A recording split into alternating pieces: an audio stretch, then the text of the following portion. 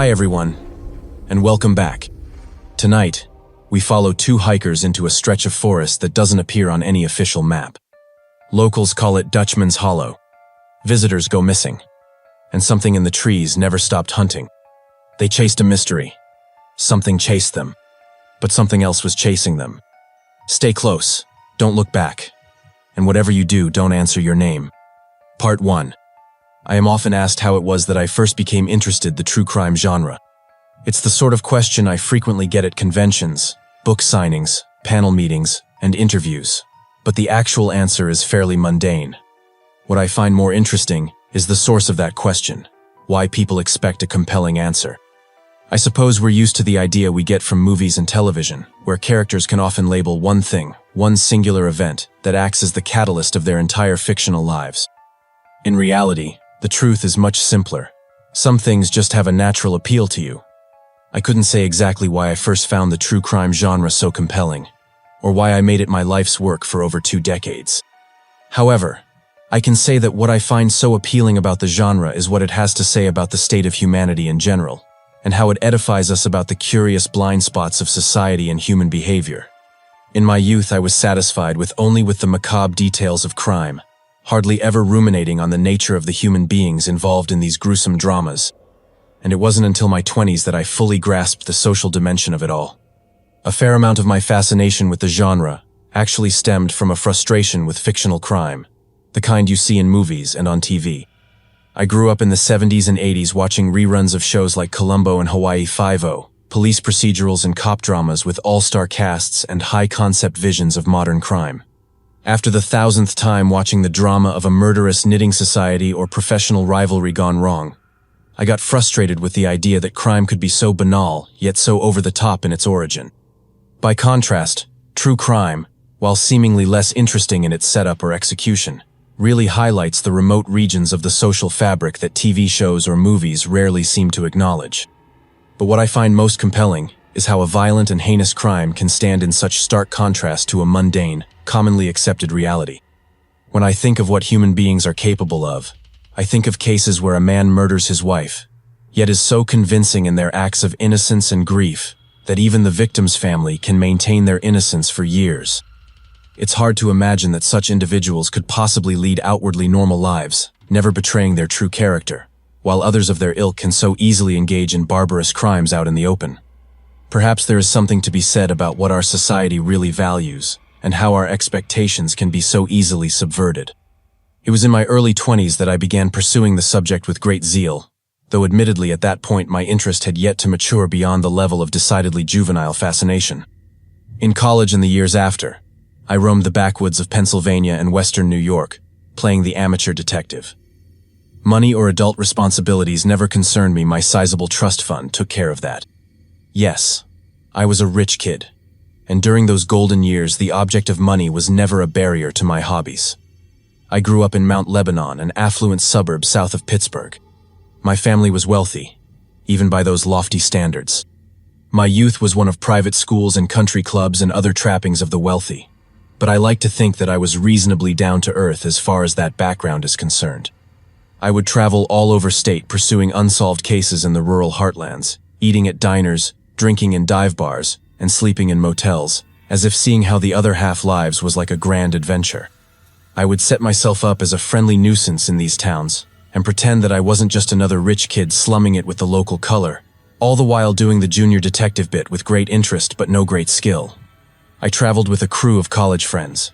We had a blast chasing gruesome mysteries like an rated version of the Scooby-Doo gang. It seems kind of stupid when I think about it now, notwithstanding the tremendous fun we had doing it. I learned later that investigating crimes, particularly violent and heinous crimes like murder or kidnapping, can be a very dangerous business if you aren't prepared and don't fully respect the subject matter. After all, one can't be too surprised if a known murderer might react in a homicidal fashion if they feel they might be cornered, especially if their pursuer is a civilian. In those early years, I was blissfully ignorant of such hazards, never really taking any of that seriously. This was a lesson that I was destined to learn the hard way. But however much that experience terrifies me to this day, I am almost glad it happened.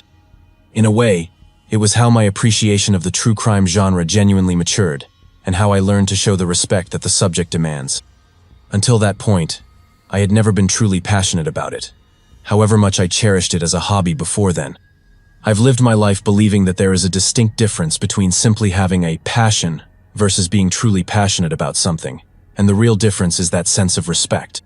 And I distinctly remember the bizarre and outwardly unbelievable case that really hammered home that lesson in respect. It was in the late summer of 1989 when I investigated the mystery of Dutchman's Hollow. I was 24 years old at the time, still relatively fresh from my college years, pursuing my amateur investigations as energetically as ever. I had drifted apart somewhat from my old crew of friends from college, though I was still in touch with them. My old pattern of trolling the backwoods of Pennsylvania still occupied most of my time, and with my sizable trust fund, my idle pursuits could very well have gone on forever. Failing at that, I still had what the Chinese call an iron rice bowl, a guaranteed well-paying job at the family business. I wasn't too worried about losing my standing in this respect, as I was the youngest son, and therefore would not inherit the throne anyway. I had a small collection of crime journals and old newspaper clippings that I regularly pored through for any new leads, and when I first stumbled upon the mention of the mysterious Dutchman's Hollow, I felt like the luckiest junior detective in the whole world. The cases surrounding this place, though well documented, were not well explored or investigated. In other words, it was fertile ground for somebody like myself to make their mark, and the fact that so little was conclusively known about these cases was very inviting for an inquisitive and none too cautious mind like my own. The name Dutchman's Hollow refers to a remote and isolated stretch of forest in the Susquehannock State Forest in north-central Pennsylvania, a place well off the beaten path even for that region. It lies in a hilly area at the north end of the Appalachian Mountains, and anybody who has been through that area knows how dense and lush the forests can be around there. At that time of the year, the trees were still dense and lush with leaves, and still a brilliant and vibrant green in the weeks before the onset of autumn. I spent those days driving along remote stretches of road through the forest, with dense stands of tall elms and oaks looming over both sides of the road, like the ramparts of some primeval fortress. You could look into the trees but only see about 30 yards in before the forest growth and lack of light obscured the distance. The darkness of the forest cover is what made it particularly ominous in appearance, like gazing into the maw of some enormous creature. Dutchman's Hollow lies well within this forest, with no direct trails leading to it, and a determined explorer has to deviate some ways off one of the trails to even reach it. I could hardly imagine even reaching a specific area in such a dense and maze-like forest, especially when visibility in any direction is so poor, and that is part of what makes the cases surrounding the hollow so peculiar. For a region so remote and sparsely inhabited as this, it might be hard to imagine that such a place could be hotbed of crime, and you'd normally be right. But according to old police records going back decades, the forest surrounding the hollow is the scene of a truly abnormal number of unsolved disappearances. From 1,910 to 1,980, there have been 136 known disappearances of people in this area.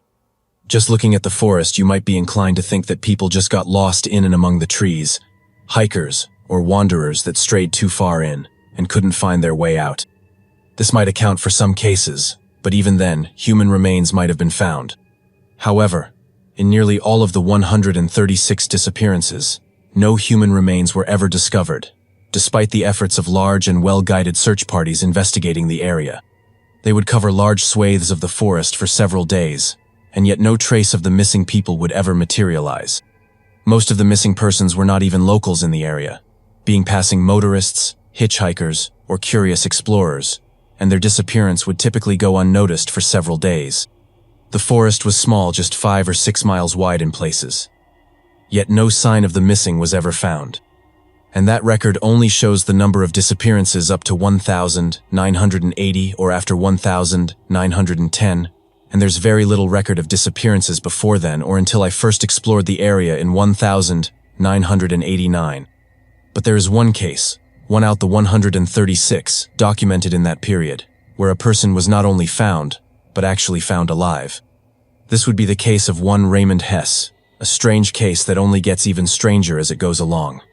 Raymond Hess was 26 years old in the spring of 1977 when he disappeared while driving along the road between the small towns of Cross Fork and Gallatin, Pennsylvania. He was a native of Altoona, and an itinerant odd jobber, making ends meet in different occupations. He had been recently discharged from the U.S.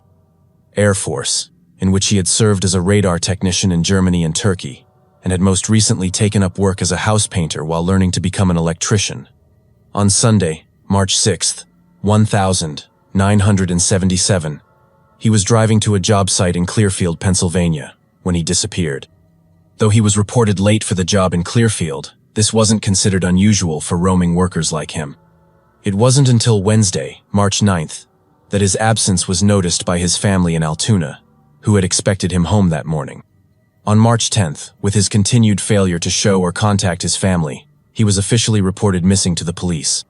However, state police authorities had relatively little to go on based on the known facts. He had set out from Gaelton and failed to show for the job in Clearfield, but with no trace of him along that long stretch of road, the potential search area was quite large. On March 14th, over a week since his disappearance, his vehicle was discovered inside the forest off the road between Cross Forks and Gaelton. The vehicle, a blue 1969 Pontiac Tempest, was found roughly 40 yards into the tree line and apparently covered with branches and leaves. This find, though somewhat encouraging, was considered quite bizarre by investigators. It was considered highly unusual for a car to not only be found so far off the road in a dense forest, but to also be consciously camouflaged from view. The original assumption was that he might have accidentally run off the road and injured himself, wandering into the forest in a daze, but the car was mostly undamaged.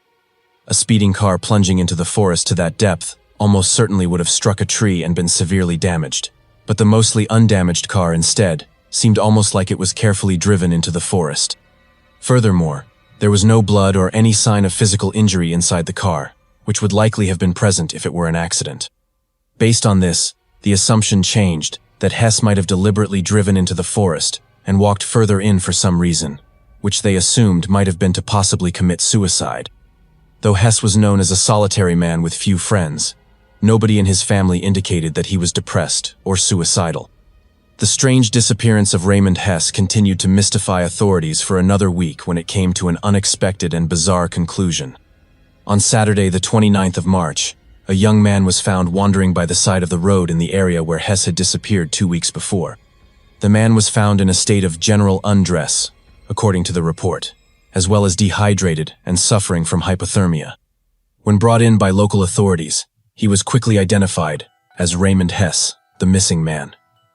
Investigators had been on the verge of abandoning the case and were astonished that he had turned up alive. He was quite dazed and delirious from his experience, but he made a fairly rapid recovery from his ordeal. However, when asked about his experiences during those 2 weeks, he claimed that he had no memory whatsoever of anything that transpired during his absence. He couldn't say how his vehicle ended up inside the forest, or where he had been during those days, or if anybody else had been responsible. However positive the news of his reappearance, investigators were frustrated by this sizable lapse in his memory that prevented any true conclusion to the case. The story of Raymond Hess did not end there, however. His later life was marred by personal difficulties and other unexpected and dark developments. In July of 1978, he was in Pittsburgh taking a job as an apprentice electrician when he was actually named as a possible suspect in the disappearance of a local woman. He was known to have been acquainted with the woman, another wanderer like himself, and he was actually said to have been the last person to see her alive. What was left of her was found in an overgrown ditch next to a junkyard. The remains had been dismembered and burned, with a number of deep gouges in the bones, as if portions of flesh had been cut off of them. She was identified by dental records from a bit of scorched jawbone found in the pile. Hess had an undeniable proximity to the crime, and though he was interviewed several times by police and even briefly detained, there was little to no physical evidence linking the crime to anybody in particular. Hess abruptly left Pittsburgh shortly after that, even quitting his promising job as an electrician. He resurfaced in Columbus, Ohio the next year when he was again named as a possible suspect in a similar disappearance and murder, this time of a man with whom he was also acquainted. Again, despite his proximity to the crime, there was no real evidence suggesting his guilt, and he yet again faded off the grid. This process repeated itself 2 more times in Ohio and Indiana. Then, in September of 1980, he suddenly left the United States, giving only a slight indication that he was moving to somewhere in Latin America. The strange case of Raymond Hess would be a focal point in my investigation, but I resolved to start with towns in the general vicinity of Dutchman's Hollow. I made the long drive from my home in Mount Lebanon to a town in the area called Renovo, a fairly small town of about 500 people on the West Branch Susquehanna River. A trip that took me about 3.5 hours. It was a long way to go for one adventure, but this was in the late 80s, when gas was practically cheaper than dirt, and the opportunity was too tempting for me to ignore. I made the trip in my steel blue 1975 Cadillac DeVille, the 2-door convertible, and one of my cherished possessions. Renovo, only about 6 miles from the trailhead leading to Dutchman's Hollow, seemed like a good place to act as a base for my investigation. Of course, it seems dumb now that I would so willingly attempt to explore such a remote area known for strange disappearances, but I was a sturdy young man still convinced of my youthful invincibility, and I wouldn't be doing this alone either. My friend Clarissa, part of the old crew, would join me in a few days, and surely between the two of us we would be safe. I arrived in town on a Friday afternoon and began the typical routine I had formulated over the years, which started with a visit to the local Greasy Spoon. To my delight, I saw that the diner was also populated by 2 old men, local, good old boys, that could be an excellent source of information. I introduced myself in usual fashion, and over a cheeseburger and countless cups of coffee I got to know these 2 men, Ernest and Jed. We talked for hours about local legends and folklore, and I couldn't have asked for anybody more knowledgeable about local goings-on. No doubt these 2 old boys were rather amused with the wandering rich kid taking such an interest in the local flavor, but I think we established a good rapport that could be invaluable. I was pleasantly surprised to find out that they knew all about the reputation that surrounded Dutchman's Hollow, and the cycle of disappearances was an established part of older local legends. Not too many young folks knew about those legends, they said, that it was mostly the subject of myth by this point. But these 2 men were still firm believers in the stories about the area. "You won't catch me up there ever. Not for $1 million you won't," said Jed. "Old folks around here will tell you the same thing. Young folks don't know so much, but they don't go around there anyways," said Ernest. I learned a lot from Ernest and Jed, and I was pleased to have made a good impression on the locals before starting out on my investigation. Later that evening I settled into a room at a local motel and kept up studying the reports and stories about the disappearances around the area. But all the while Ernest and Jed's words kept running through my head. According to them, the local legends surrounding the area were an older phenomenon, and few still heeded them. At first, this was reassuring, because if the stories were that old and had since faded away, then it might mean I could explore the area in relative safety. At the same time, I was starting to feel a growing apprehension about this whole misguided adventure, and having confirmation from the locals that there was something strange about the area made this feeling more pronounced. Nonetheless, I had resolved that I would do some exploring there myself before Clarissa arrived in 2 days. I had a rough route along a hiking trail sketched out, and with some moderate hiking provisions, I was physically well prepared for the journey. By 10 o'clock the next morning, I stood at the edge of the forest leading to the hollow, and my prior feelings of apprehension returned as I observed the path leading in. I knew the forests in this region were dense and wild, but standing immediately at the edge of it looking in was an ominous experience. The trees and brush here were closely spaced, with the treetops forming a particularly dense canopy overhead that almost completely blocked sunlight. Further in, I could see that the underbrush wasn't too thick, but the upward slope and close-together trees limited forward visibility to 30 yards at most. From the outside, I could only get a mild sense of the darkness under the trees, but actually stepping past the tree line changed the atmosphere completely. When I stepped into the forest proper, it almost seemed like the time of day had instantly changed from mid-morning to evening, a startling shift that I hardly expected. Now I was starting to get nervous and rethinking my commitment to this investigation, but the alternative was sitting on my ass back in town for 2 days until Clarissa showed up and restored my confidence. Lacking any better ideas, I started on my way up the trail. I wasn't sure if I would try to make it all the way to the hollow, but going a little ways and getting a sense of the land seemed appropriate.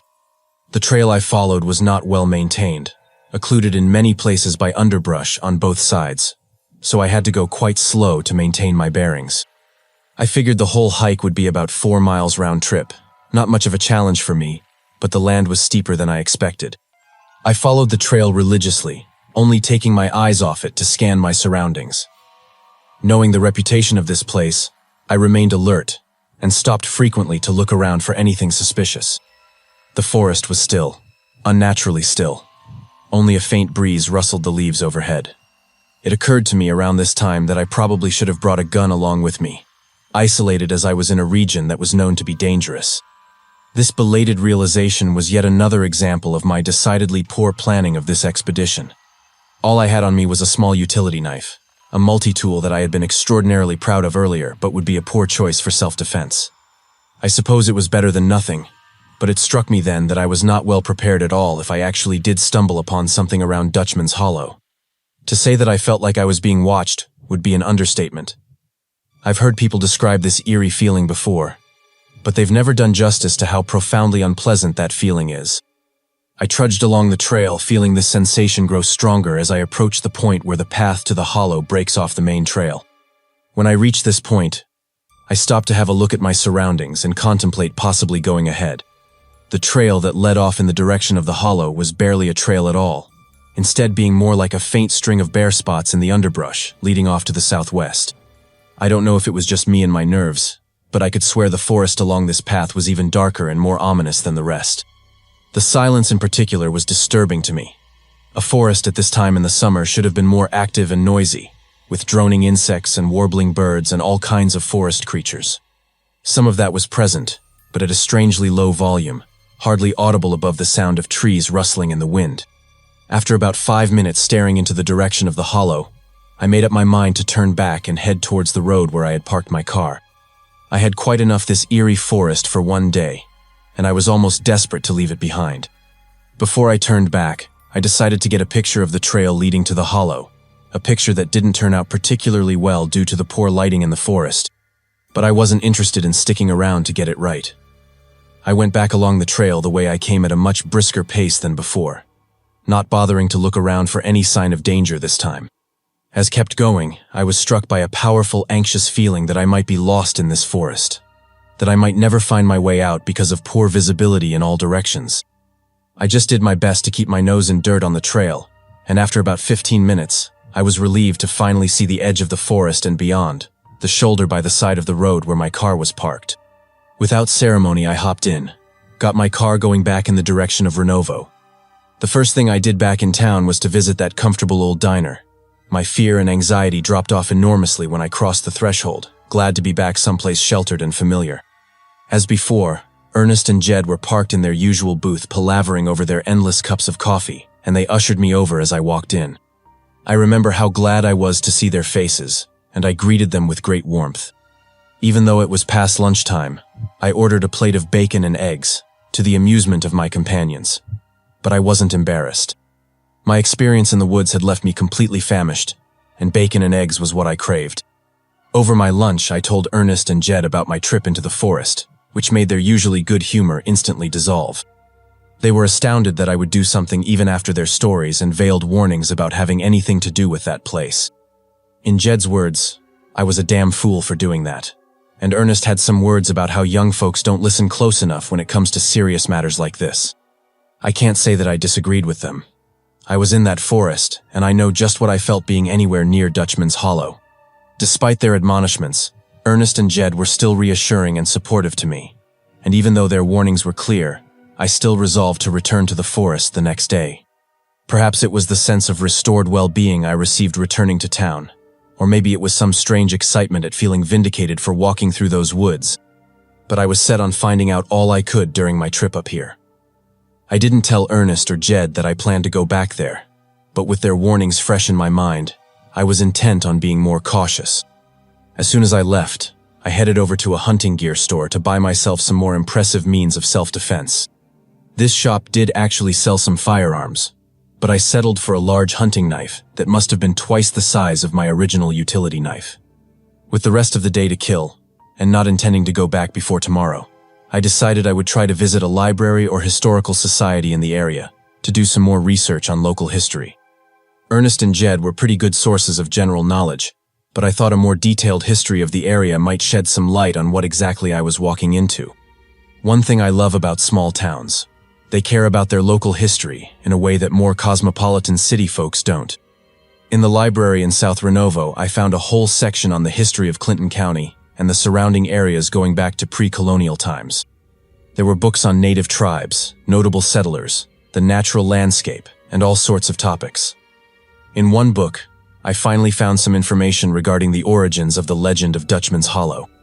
In the year 1656, a Dutch settler named Wikus van der Heide and his family arrived in the New World through the port of New Amsterdam, which then was still part of the Dutch colony of New Netherland.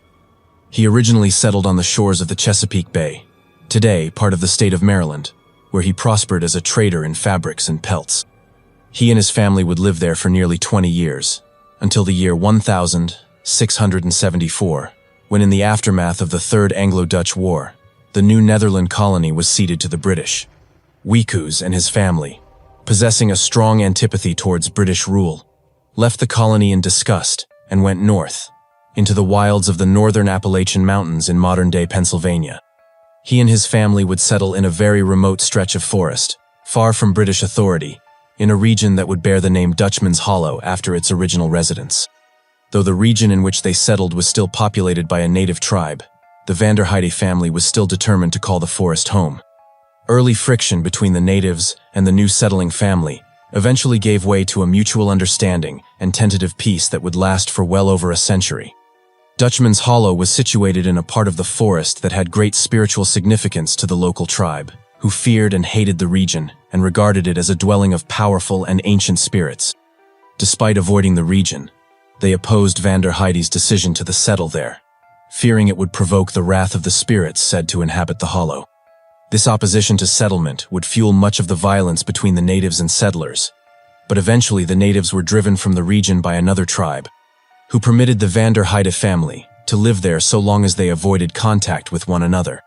Wikus van der Heide would call this area home for the rest of his life, as would his descendants, who would remain there for centuries, their backs to the outside world. Other than that, not much was really known about the early settlers in the forest. Nobody has seen the family for hundreds of years, and it is thought they might have perished during a harsh winter in 1806, which was the last time anybody had ever seen them. Outsiders know little about it, and those who do generally avoid it out of habit and deference to local legend. Armed with this knowledge, I was now determined to return to the forest the next day, to continue my investigation, my curiosity overriding my fear and apprehension. In an odd way, it was actually reassuring to know that the original natives shared my own fearful impressions of the forest, that they too were intimidated by its dark and ominous atmosphere. In my mind, I rationalized my fears as being the product of that atmosphere. That despite the abnormal number of disappearances in the area, the eerie feeling of dread was due to my own imagination, running wild and overpowering my reason. Nothing was really wrong, I thought. I would be more prepared and cautious the next time, and nothing could get the drop on me so long as I was vigilant. Having thoroughly rationalized my fears, I found my courage restored, and I prepared for another trip into the forest, hopeful that my newfound courage would hold out. The next day, I again found myself standing at the edge of the forest, suddenly reminded of why I was afraid of this place before. Worse, today was mostly overcast, and now even less light made it through the forest canopy to the trail below. But I still held on to my previous rationale that my fears were overblown, and nothing would happen to a plucky young fellow like myself if I was prepared and extra cautious. Once again, I stepped across threshold of the trees and went my way along the trail. I remembered the trail well, and my pace was much quicker than last time, but the feeling of being watched was even more pronounced than before. The fact that the forest was even darker than yesterday certainly didn't help to reassure me. I pushed on regardless until I reached the point where I had stopped the last time and regarded the spotty, unclear trail supposedly leading to Dutchman's Hollow. To this day, I can still remember quite clearly the powerful feeling of dread that struck me while I gazed into that dense forest, a feeling that nearly forced me to turn right back around. It felt like I was trespassing, like I had stepped into a place that wasn't meant to be touched. I felt exposed, like something was watching, but there wasn't any decision to be made. I was determined to get farther than I had yesterday, and so I took a deep breath and stepped forward onto the trail to the hollow. At first, I felt relief when I made that first step, relief that nothing dreadful had happened immediately, that the forest around me seemed unchanged. I tried to keep my eyes riveted to the sparse trail ahead of me, a trail that was much choppier and less clear than before. The path mostly consisted of short clearings in the underbrush, arranged in a general line, requiring short stops at each to spot the next one in the sequence to stay oriented. Now my pace was much slower, giving me time to appreciate scenery surrounding the trail. As I went on, the forest canopy seemed to get even more dense and came to a lower height the further I proceeded. The forest became thicker and more claustrophobic at every point, and now very little daylight penetrated to the forest floor. Thankfully, the trail was now going down at a gentle slope, but the underbrush only seemed to get thicker and more tangled, consuming the energy I would have been saving going downhill. I had no idea just what I would find at the end of this trail. Maybe an empty patch of forest, or the ruins of an old settlement, or even the remnants of a village littered with corpses of the people who have gone missing up here. Around this time, my common sense was finally starting to regain control, and I thought better of pushing my luck further than I already had. I came to a bend in the trail that led around the side of a hill into a short hollow that I assume was my destination. I stopped and crouched down to get a good look at the area before deciding whether or not to go any further. The wind was picking up, creating that eerie whistling as it blew through the treetops overhead. But this time, there was a strange undertone to this ambiance. It now took on a strange cadence, almost rhythmic, like people chanting something unintelligible. That feeling of being watched was more powerful than ever, and I was utterly pinned in place by my nerves. Without warning, the wind suddenly died down and left the forest absolutely calm and quiet, the same unnatural stillness as before. Now every single rustle of leaves and brush was clearly audible around me, and I stayed frozen in place, wary of every slight sound that stood out in the silence.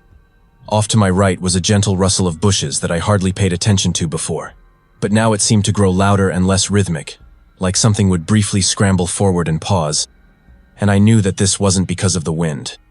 I hoped that it was just an animal, maybe a deer or a fox, but a wild animal like that wouldn't just rush in the direction of a human being, or so I thought. I snapped my head in that direction, and I could swear that for a second I caught the faint outline of something moving between the trees some 40 yards away. Whatever it was I couldn't see, but I knew that there was some kind of animal off in that direction, something pale and hunched over. My nerves gave out at that point.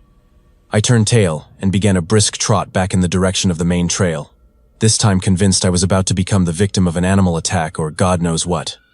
Fishing my new hunting knife out of my pack, I rapidly scanned the forest all around, that insistent rustling now getting quicker and closer to me. I wasn't quite in fight or flight mode, but I was gripping the handle of my knife so firmly that my knuckles went white. By now I had escalated to a run, tearing my way through thickets along the path without caring how badly I got scratched up. To my dismay, whatever was moving through the forest off to my right was keeping pace with me the whole time, getting closer than ever to the trail I was following. I accelerated to a sprint, or as close as I could get to a sprint while pushing my way through brush and low-hanging branches, and whatever was chasing me kept up without any trouble. Frantic as I was, I began tearing up, ready to cry out if whatever was giving chase finally caught up with me. Now I wasn't even consistently following the trail ahead, sometimes charging off into the brush to cut a bend or corner in the trail. Finally, as I rounded one last bend, I saw the junction with the main trail, and to my incredible relief I heard the rustling quickly die off. Whatever had pursued me had now broken off from chasing me, and I just about dove across the threshold of the main trail.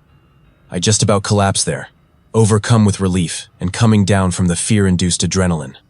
Regaining my awareness, I saw that I wasn't necessarily out of danger yet, and I got up and quickly retraced my steps back along the main trail to my car. As I went along, I wiped the tears from my eyes and the snot from the nose, hoping it would look as if nothing happened when I got back to town. At this point, my relief, gave way to mild embarrassment over my minor breakdown and the thought I had nearly gotten myself attacked by a wild animal through my own stupidity. It isn't that stupid when I think about it now, but at the time I felt foolish over the whole misadventure in the middle of the woods. Part 2. I made my way back to my car to see that right behind it was parked a brown and white sedan with sirens on top, marked with the symbol of the Clinton County Sheriff's Department, and a sheriff's deputy looking around the area. He waved at me when he saw me come out of the trees, and I waved back and went over to him. "Afternoon, sir," he said mildly. Hello there," I responded, now somewhat nervous. I've always been nervous around authority figures. "This your vehicle here?" he said, pointing at my convertible. Yes. Is it far enough off the shoulder? I was just hiking up there and—" I said meekly, pointing in the direction of the trail. "No, it's fine. Saw your vehicle here. Wondered what it was doing here." "You said you were, hiking up there?" he asked incredulously. "Yeah. It's not off limits, is it?" I replied, now worried I was in trouble. "No, it's an open trail. Just wondering what you're doing there. Not too many people go up there," he said. "Just curious, really. Wanted to see what was up there. Well, some folks in town heard a young fella was going up there, and they were worried." I smiled a bit at that. I guess old Ernest and Jed really were concerned about me. They're good guys, those two. "Well, I'm fine, pretty much. I was just on my way back," I said dismissively. "All right. Well, I'll follow you back. Make sure you get there okay," he said with brisk nod. I didn't object to that. I was still pretty rattled from the whole experience, and I suppose having another friendly face around might settle my nerves. Before we left, I took one last look into the forest, and for a brief second, I thought I could see a vague outline of a man in the darkness under the trees. I rubbed my eyes emphatically, and when I opened them, the outline was gone. I got in my car warily, and the two of us drove back into Renovo, the deputy close behind. We both turned into the parking lot of the familiar old diner, and the deputy, one Deputy Shane Hale, got out and went inside with me. "Good coffee here," he said cheerfully as we went inside. As ever, over in the corner booth were Ernest and Jed, and to my great surprise, I saw my friend Clarissa sitting with them, chatting them up enthusiastically. She was part of our old crew of friends, and she knew all the same tricks that I did when it came to pumping the locals for information. She waved me over with excitedly, and I quickly wiped my face in case there were any tears or snot still on my face. Deputy Hale took a seat at the counter, while I piled into the booth next to Clarissa, and greeted them with as much excitement as I could muster in my rattled state. As I thought, Ernest and Jed were the ones who told the sheriff's deputy to check on me up at the trail to Dutchman's Hollow, worried I was still going up there. Clarissa had been there for about half an hour before I showed up and got into a conversation with those two about the same things I had asked about 2 days before. She wasn't planning to arrive until tomorrow, but she got time off work a day early and decided to show up then. I joined in the conversation, but with less enthusiasm as I might have had before. Knowing that they were worried about me, I decided not to tell Ernest and Jed about what happened up there at the Hollow, as I was still a bit embarrassed about the whole thing. They told Clarissa many of the same things they told me days before. I told them a bit about my own impressions of the forest during my brief excursions up there. She was actually excited about what I told her, the fear addict that she is, and it took a lot of effort to convince her not to go up there right away. I said that we should spend the rest of the day doing some research before we even think about going up there, and to my relief, she finally agreed. I wasn't sure that I even wanted to go back up there. I know that I had thought the same thing the day before, but this time the threat was abundantly clear, and I wasn't sure that I could rationalize it this time. I resolved that I would tell Clarissa the truth about it once we had a moment alone to discuss our next move. We palavered with Ernest and Jed for another hour or two, with occasional input from Deputy Hale, before we decided to head out. I directed Clarissa over the library for our research efforts, and I was sure that I hadn't read the full story about Dutchman's Hollow or any of the people that lived there. I pored through the local history section, looking out for any books that I missed or skipped over in my previous trip. In one book was a whole section on early settlers in the region, and in it I read that the Vanderhyde family were not the only ones who come to settle in Dutchman's Hollow. In the year 1699, a Scotsman named Wallace Macduff made the journey across the Atlantic, arriving in the port of Boston. He was a woodsman by trade, nursing dreams of settling the virgin lands of the New World, and he would come to this part of it in the summer of 1700. By this time, the vast land had been granted to William Penn, after whom the colony of Pennsylvania was named, and like the Vanderhyde clan, he would opt to settle in the remote forest. He brought his family to the region of Dutchman's Hollow, where the Vanderhyde clan still dwelled, though old Wickus was long dead by this point. His eldest son, Christian Vanderhyde, was the patriarch of their family at the time, and despite some early friction between the two families, he grudgingly permitted Macduff and his family to settle there. These would be the only two families who would ever settle this region, and both would live in almost complete seclusion. almost never interacting with the outside world. For decades, few were aware that anybody had ever settled the area, and those who did were deeply suspicious of the reclusive families who lived in those woods. They would become the target of many unsavory rumors, some accusing them of witchcraft or devil worship, others saying that they engaged in disgusting, perverted, and decadent behaviors in the privacy of Dutchman's Hollow. Indeed, nobody could ever prove such rumors, but the seclusion of the Macduff and Vanderhyde families didn't help their case either. They would live this way for over a century, being so reclusive that some speculated that the two families might have decamped for greener pastures or simply died out. With only two families living in that area, the only way they could produce any progeny was a constant cycle of intermarriage, and to do so for a whole century, they likely would have quite a few kissing cousins in their family tree. After all, inbreeding wasn't exactly uncommon in that era, and during that time, more than one royal dynasty in Europe had virtually died out because of it. If that was the case, then it might explain the virtual disappearance of the two families by the early 19th century. The last confirmed sighting of a member of either family was in 1806, and the rather harsh winter was speculated to have killed them off. But rumors of their continued survival still persisted, and some of the disgusting rumors about them only got wilder and more far-fetched over time. Could have done the Donner Party thing, Clarissa jeered irreverently. I chuckled at that for a second, but then I was given pause. Cannibalism. It was a bit far-fetched, to be sure. But then again, something like that wasn't strictly out of the question, either. Clarissa meant it as a joke, so I thought I was reading too much into it, but that thought still stuck in the back of my mind. All we really know for sure is what we read in the history books, and that there have been numerous disappearances in the area going back several decades. I know that I was chased by something in the woods only a few hours before, and that there was something definitely off about those woods, and it only got worse the closer I got to Dutchman's Hollow. I did my best to stifle these wild theories and put them out of my mind, but one chilling fact still remains. Nobody can say for sure what happened to the Vanderhyde, Macduff clan, or whether or not they are still alive. I suppose nobody would really know for sure unless somebody explored the hollow itself, and I was fairly sure that I wouldn't be the one who did it. To my chagrin, Clarissa was not so deterred. She was quite insistent that we go all the way to the hollow, convinced that was the source of the mystery, and all would be laid bare once we had a chance to investigate it. We went to the motel that evening, and I tried many ways to dissuade her. I finally told her what happened that day up in the woods, that I had gotten near to the hollow and been chased by something unnatural the whole way out. I don't know how much she believed about my story, but she could see quite clearly that I was deeply disturbed about my experience. This time, she took a turn trying to persuade me instead, saying that what happened might be a clear evidence that there really was something to these stories and legends about the area. She's clever like that. I thought I would never budge on this issue, but her insistence began to sway me. After all, she had come all this way and taken time off work to investigate this with me, and saying no to her at this point didn't feel right. I was torn between this and my own fear of going back up there, because now there seemed to be a definite danger lurking in those woods. Eventually I caved, and I promised to bring her up to the trail and take her all the way to Dutchman's Hollow. In my mind, I was still opposed to the idea, but I came to realize that she would go up there without me if I refused to go, and I felt responsible for her safety. I slept terribly that night.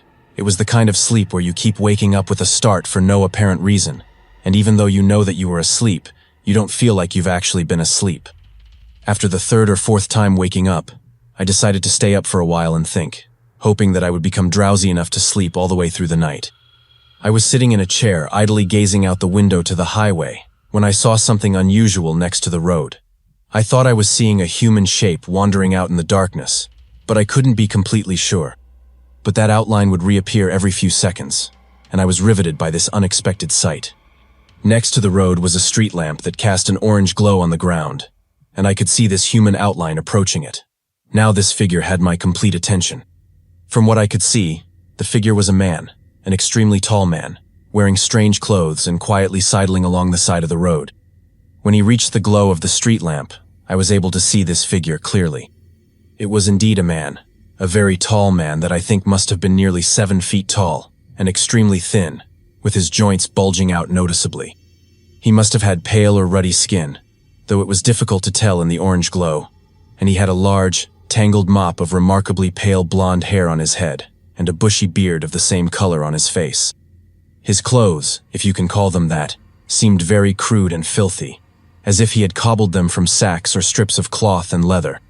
His torso was covered by short-sleeved tunic, and his legs clad in a pair of shorts that looked like burlap or some other type of cloth. I didn't know why at the time, but the sight of this man gave me unbelievable chills. I assumed that maybe he was a vagrant given his crude manner of dress, but this man didn't even wear shoes, and I can't imagine any vagrant going anywhere without at least shoes. He just stood there under the light, examining the sky and the small town around him, as if he hadn't been there before. With a sudden start, he quickly turned his gaze to my window, and I swear to God that he locked eyes with me. I shrank back into the room a ways, now fearful about what this strange man might do. I stayed glued to my chair, hoping that the man would go away if he couldn't see me for a few minutes.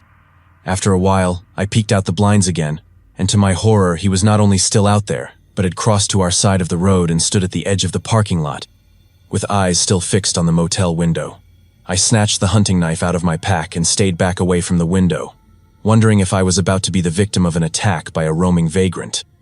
Again, I hung back for a few minutes, silently praying that this horrible figure would leave, until I finally worked up the courage to check the window again.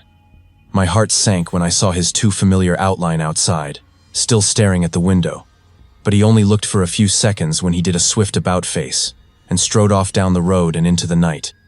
I almost panicked at this gesture, thinking he was moving towards me, but to my relief he disappeared into the darkness.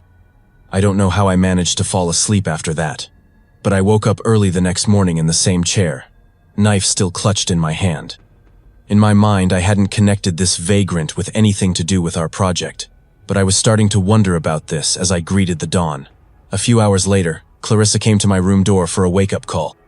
She was bright and chipper as ever, clearly eager to get on with our investigation. Over coffee and donuts, we talked a bit about our plans for the day. She was still insisting that we should go all the way to the hollow, and I knew that I couldn't persuade her otherwise. Getting a bit of food in my stomach didn't restore any courage this time. If anything, I only got more queasy. At 9:30, the appointed hour came, and we loaded our supplies into my car for the trip up to the trail.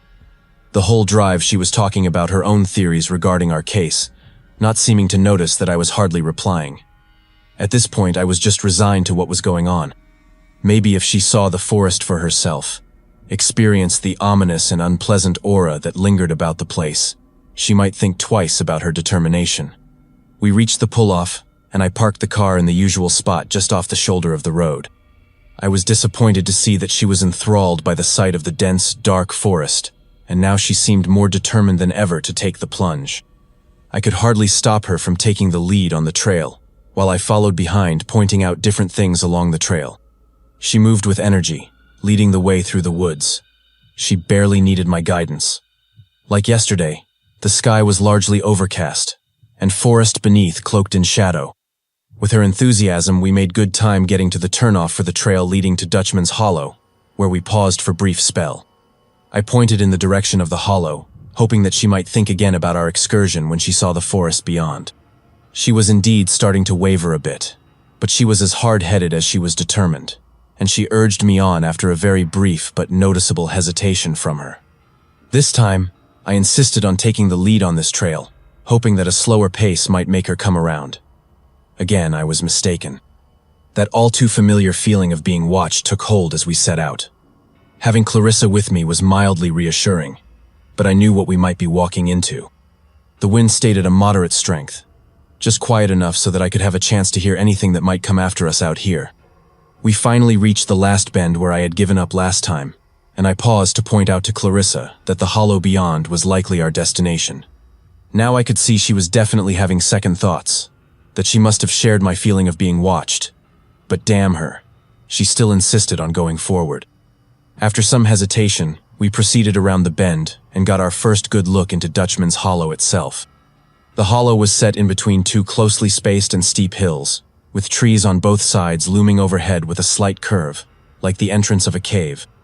There was a clear path leading down into the hollow just past the bend, with a small clearing being faintly visible down the way.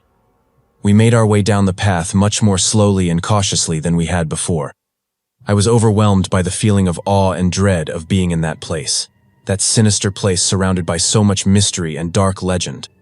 The trees in the hollow were more dense and ominous than anywhere on the trail leading up to it, with very little light breaching the treetops, making the path feel like we were in the twilight of the day instead of near the high point of the morning. Along the path were small piles of stones arranged in a pyramid. They were cairns, definite signs of human presence. The path itself was rather long, but after a short while, we finally emerged into the clearing that marked the exact spot of the legendary Dutchman's Hollow. The clearing was situated in a steep gully, with the forest close in on all sides, so that the forest canopy extended over most of it, but with slightly more light visible. Around the edges of the hollow were the long abandoned ruins of 2 houses that had long since rotted away, leaving behind only their foundations covered in ivy. In the center was a pile of stone rubble, probably the remains of a well, though the pit of the well had long since collapsed inward, leaving only a small depression in the ground. We were so awestruck by the scene that we almost forgot why we were there in the first place. We began examining all around the perimeter of the hollow, trying to find the exact boundaries or any other structures we missed.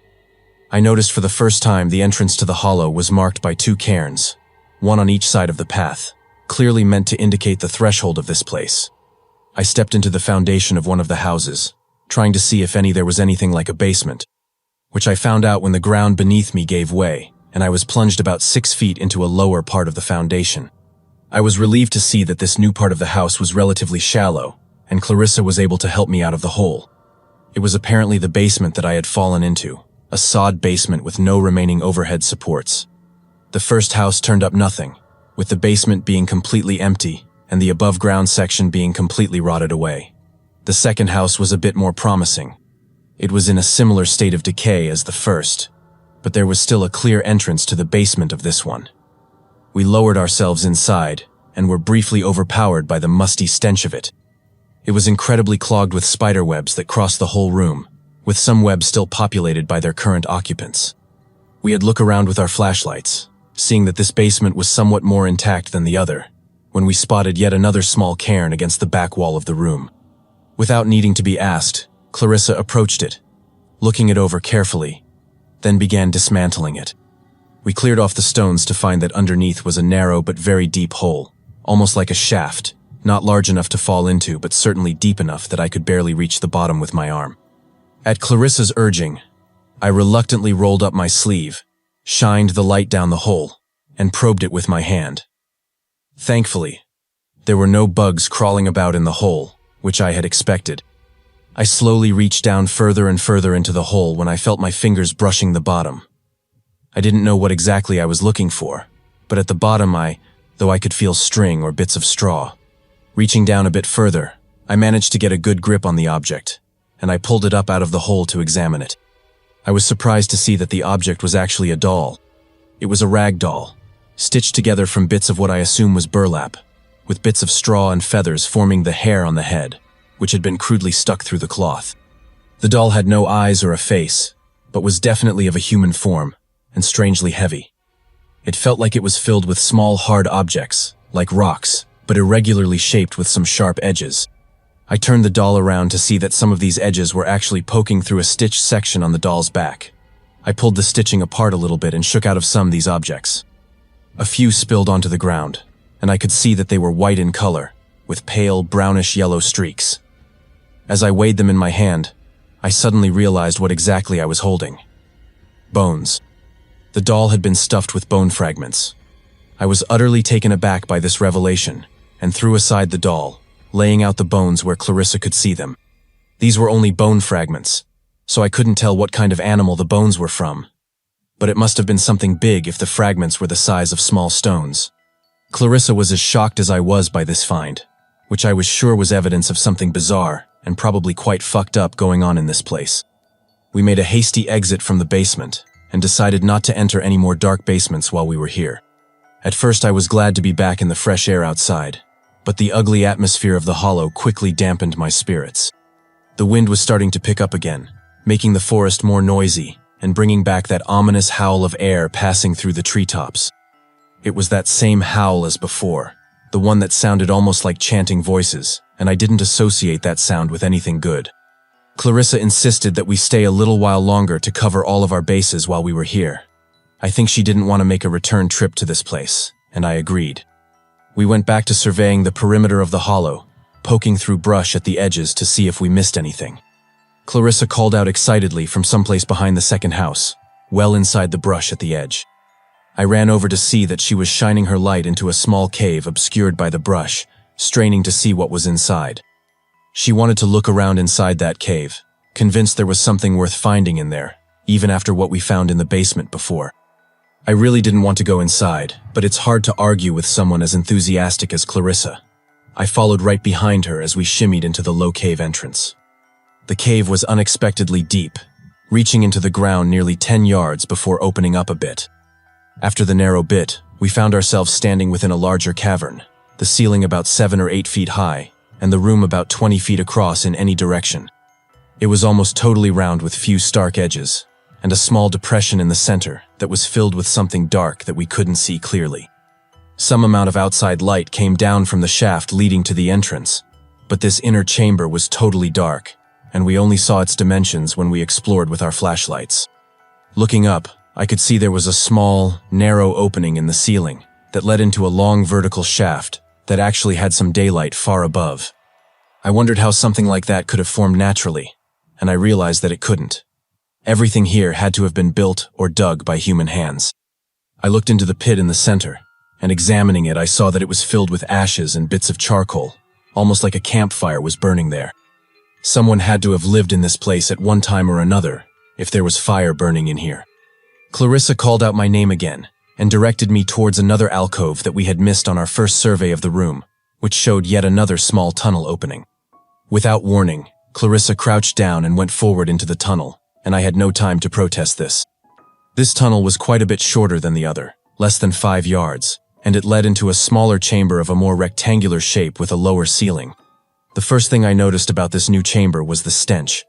A horrible stink of guts and rotting meat like you'd smell near a slaughterhouse. I was alarmed by this powerful stench, which was undetectable anywhere else in the cave and came on so suddenly upon entering this new chamber. At this point, I decided we had explored quite enough, and I tried to urge Clarissa to leave this disgusting place before we found something we really regretted finding. She didn't reply at first, but only continued to stare at some remote spot on the ground in front of her. I went over to see what exactly she was so fixated on. I approached her from behind and saw that she was staring at yet another pit in the ground, again filled with some dark substance that I didn't want to examine too closely. I tried getting her attention, but she only stared and pointed at the pit on the floor, urging me to take a closer look. I bent over and saw that this pit was not full of ashes, but some dark red substance that I almost immediately recognized. Blood. This pit was the apparent source of the horrid stench, and I leaned over to see that I was not mistaken, and this pit was indeed filled with blood. I dabbed my finger in it, hoping beyond hope that it wasn't as I expected, but it was. This blood was fresh. I smeared easily on my hand and didn't even seem coagulated. This was, beyond a shadow of a doubt, fresh blood neatly pooled into a small pit. This was as clear a sign as any that we had stumbled upon something that we were clearly not prepared to face. The two of us, amateur sleuths with a lot of curiosity and not much actual sense, were now confronted with proof that something bizarre and horrific was clearly afoot, and we had semi-wittingly placed ourselves right in the middle of it. In our years of junior detective work, we had never come upon anything quite like this. Indeed, we had never really found anything truly substantive before. This finding left both of us feeling extremely vulnerable in that moment, now finally grasping the depth of our situation. We were deep inside a mysterious cave in the midst of a dense and remote forest. A cave with only one discernible entrance and exit, where something clearly still dwelt. I hardly needed to persuade Clarissa that we should try to make a quick exit from this place before we made any more disturbing and unwelcome discoveries. We immediately turned back and made our way through the narrow tunnels to the long sloping passage that led up to the cave entrance. As I looked up to the entrance through the long passage, I thought I saw a very flicker of a shadow at the entrance above, and for a brief second, I caught a faint whiff of a putrid odor wafting down the tunnel. I thought for a second that maybe this was the same stench from the lowest chamber, that distinct smell of rotting meat. But this smell was different, more like offensive body odor than anything. The foul odor and the brief shadow across the entrance made me hesitate for a moment, but I had even less desire to remain here than to venture back into the forest. Clarissa and I made our way up to the entrance and emerged into the relatively fresh air of the forest outside, glad for a moment to be outside of that horrible place. Even if Dutchman's Hollow was the immediate alternative to the cave. To our dismay, the sky was now completely overcast, casting the forest outside in an even more dim and forbidding shadow than before. The wind had now become a stiff breeze that made considerable noise as it rustled the treetops overhead. Without pause, we gathered our packs and immediately set our sights on the trail leading out of this place. Despite our fatigue from scrambling through the cave tunnels, we set a brisk pace along the trail, now eager to be out of this place before anything else made an appearance. As we crossed between the cairns marking the entrance to the hollow, I once again detected that foul odor I had first picked up near the cave. This time the odor was noticeably more powerful, enough that I actually halted for a few seconds trying to waft it away with my hand. The wind suddenly died off, and the stench dissipated, which was a relief at first until I perceived the unusual stillness of the forest around us. I ventured a look into the woods on both sides and turned around to give Dutchman's Hollow one last parting glance before leaving this place for good. I regarded it cautiously for a few seconds and prepared to turn my attention back to the trail when I saw a vague but disturbingly familiar outline among the brush at the edge of the hollow. I recognized it instantly as a human outline, standing straight up, with some streaks of pale skin visible among the foliage. I froze in place, every nerve in my body prickling with acute fear as I fixed my eyes on what appeared to be a man standing and staring along the trail, staring at us. Clarissa noticed my startled posture, and with a worrying expression demanded to know what I saw behind us. I broke out of my trance and simply urged her to keep going, hoping that what I saw was somehow only an illusion. We increased our pace and kept following the trail, hardly pausing to keep our bearings on the patchy, unclear trail leading through the brush. It was then I heard that only too familiar sound of something sprinting and leaping through the brush around us, a sound that got closer with each passing second. My heart just about plummeted from my chest to my stomach when I recalled where I heard that sound before, and staving the urge to groan in terror, I pressed Clarissa to pick up the pace even more.